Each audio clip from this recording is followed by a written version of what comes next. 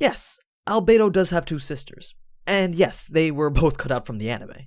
But for a good reason, I'm sure, since there's not even enough information on the two of them to cover a full 5-minute video. But here's a video on them anyway, just because I know some of you are dying to know more about them. So let's take a look at two of Anime Nazarick's most mysterious entities. As I had mentioned last episode, all three of their names stem from the 3 stages that are required to produce the ancient artifact known as the Philosopher's Stone. Due to Tabula's passion for all things related to the ancient occult, it's fairly clear that alchemy had a heavy influence on him and his creations, since, after all, the first stage is Negredo, the older sister, the second Albedo, and the third is Rubedo, the youngest. But not only were each of his creations named after his love for lore and alchemy, but he also modeled and designed them in accordance to each of his 3 passions, which just so happened to coincidentally align with the meaning of each of their names. If we look at Negredo first, her name means blackening and is symbolic of putrefaction and decomposition. As such, Negredo also embodied the form of Tabula's love for the horror genre. Visually, she looks like she was the animated version of that chick from The Grudge, having long wavy black hair that's meant to hide her supposedly terrifying face. Negredo's creation was merely meant to be a prank on the other guildmates. Everything from her character design to the bedroom that she stayed in, and even the AI scripts that she was given, seemed to have been copy-pasted directly from a horror movie. Remember, Tabula liked to fill Nazarick with these stupid little gimmicks and weird mechanisms, so he made Negredo's room one where if you entered, you'd come across a hunched-over Negredo, mourning softly while she cradles this baby in the corner of this poorly lit room. As if to immediately recognize your presence, she would look down at the baby and become agitated as she comes to the realization that what she's been cuddling was nothing more than a doll. As this happens, baby-like creatures called carrion crawlers would emerge from every nook and cranny of the room and begin to wail.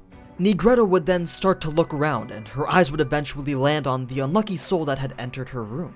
She'd then start to accuse you of stealing her child and run directly at you with scissors in hand.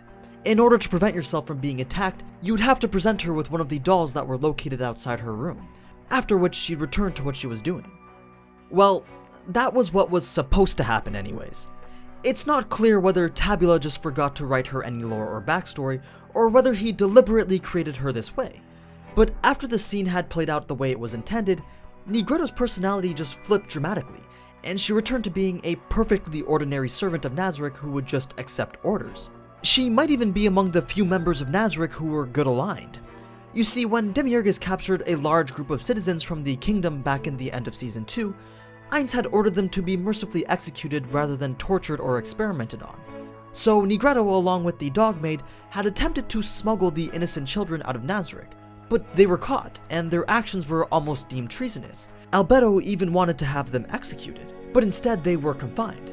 Because of this, Negredo now spends her time isolated in the frozen prison on the tomb's 5th floor. This could also be yet another example of Tabula's implementation of his love for Gat Moe. Even though Negredo looks like this scary entity who enjoys killing things, she in actuality is against the killing of innocent people. So much so that she would even defy Ainz's direct orders to help the innocent. As for her build, it was specialized for divination and counter-divination purposes, so Ainz and Nazarick have made numerous uses of her abilities. She was first introduced in the source material back in Season 1, when Ainz used her abilities to locate shelter when she had been mind-controlled. Demiurgus had also arranged to protect himself from being spied on during his meeting with adventurer Ainz so as to prevent Ainz from breaking his cover. So her abilities are quite focused on observation and information gathering. Now, Rubedo on the other hand has nearly no information attributed to her. But let's start with the things that we do know. Her name means reddening, symbolizing perfection and reunification. Though there isn't a single visual to show you of her, you can assume that red plays a prominent feature in her design. And you might be able to speculate that because of Tabula's Gat Moe love, he probably designed her like this cute, weak little girl who will just end up one-shotting your ass into oblivion. But who exactly is she though? Well, honestly, I don't know. Let's just say that while Negredo thinks that she's a rather unusual being that will bring disaster on Nazarick, Albedo thinks she's relatively harmless. Or at least, however dangerous or powerful she may be, or however much potential for ruin that she has, it's unlikely for her to direct that destructive potential towards Nazarick. We know she's the most powerful entity in Nazarick. We also know that she was not created by normal means like the rest of the NPCs, and that she doesn't show any empathy.